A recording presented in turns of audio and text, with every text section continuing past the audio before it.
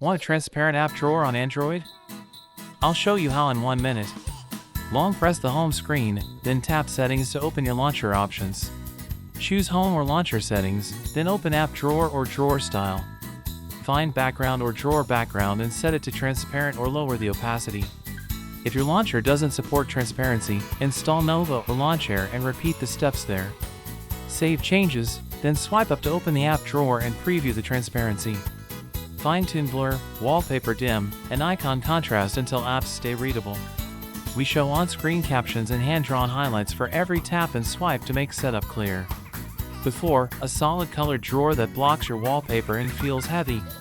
After, a clear, lightweight drawer that reveals the wallpaper and looks modern. If text becomes hard to read, enable labels or add a subtle dim behind icons for contrast. Recap: open launcher settings, set drawer background to transparent, then tweak contrast. Try it now!